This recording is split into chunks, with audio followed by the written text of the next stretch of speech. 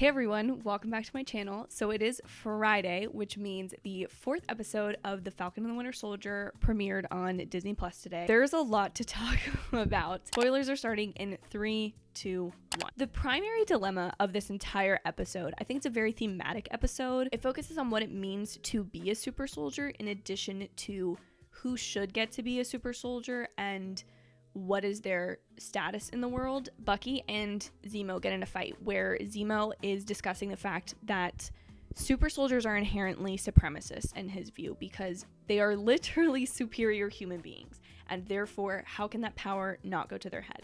And Bucky replies with what we're all thinking is Steve was a super soldier. And it just shows how much Bucky respects Steve because he doesn't even bring himself into the equation because he knows he was corrupted and used as a weapon. Zemo replies with maybe one of the best lines of the episode, "Touche, but there's never been another Steve Rogers."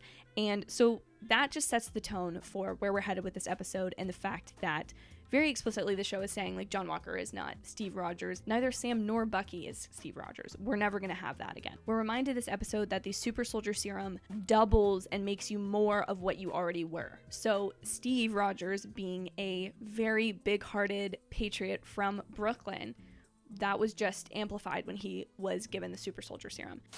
Maybe one of my favorite conversations within the episode was of Carly and the other flag smasher when they visited the graveyard and they're looking for the super soldier serum that they've hidden under one of the tombstones. And the other flag smasher is discussing how he looked up to Steve Rogers and he didn't see another like Captain America type hero until he met Carly, which is very interesting to see how she is being viewed as someone who's fighting for what's right for the people, even though she's technically opposed to the Avengers, who we support. But there's this very interesting conversation about what the shield represents. Now, we see the shield as an icon of who Steve was, and that's why we feel so viscerally against the fact that John Walker has it. And this is where the show aligns us with Carly, because Carly sees John truly as the new Captain America, even though we don't see that distinction. She does. Like, she knows who Sam Wilson is, but she doesn't like care that he maybe was the next in line to be Captain America. That's not her reality.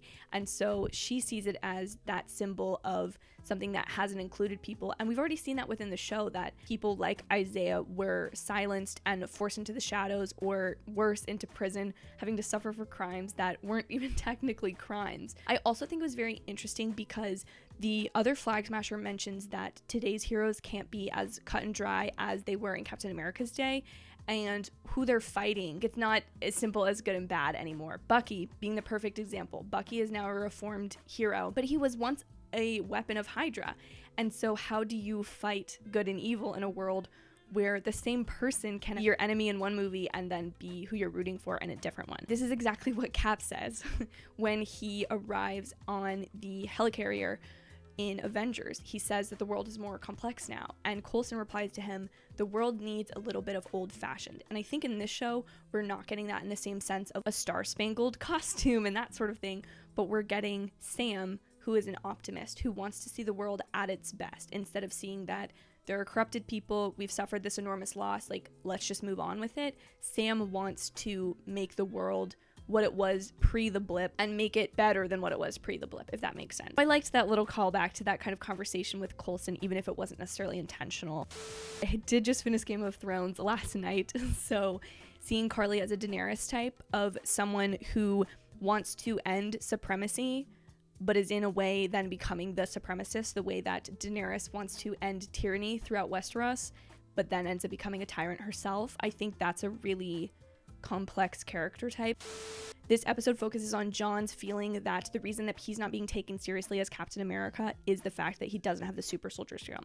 But what he doesn't realize is that when Steve took the super soldier serum, he took it not because it made him a super soldier, but because it allowed him to fight for his country. Prior, Steve was so small, so frail, so weak, and he had asthma. And so why would you ever send him to go fight Hitler and the Nazis? John Walker thinks that that is what makes him Captain America, but that's not it. And I think that disconnect is what then leads to the dude bugging out, taking the super soldier serum, and completely going Homelander from The Boys, just going, becoming this evil, corrupt person and becoming exactly what the Flag Smashers believe Captain America to be. Also think there is a great parallel. That's why I have You literally cannot see it. You can't see it. But this says parallels on it. This episode deals with parallels. John snaps after his best friend dies. Steve goes on to kill Red Skull and defeat Red Skull after he thinks Bucky has died. So there's that great parallel there, and that's showing the difference between who they are as characters, that Steve rallies and continues to do what's right, whereas John just does whatever he wants, goes haywire, doesn't care about what is right or what is wrong or why he was chosen for the position. There's also this great parallel, pretty much back to back, of Sam and Zemo having a conversation of whether Sam would ever take the super soldier serum if offered. He does confirm that he's never been offered it before, and does then say to Zemo instantly, no, I wouldn't take it. But then John having this same conversation with his best friend, and his best friend basically telling him to have the go-ahead.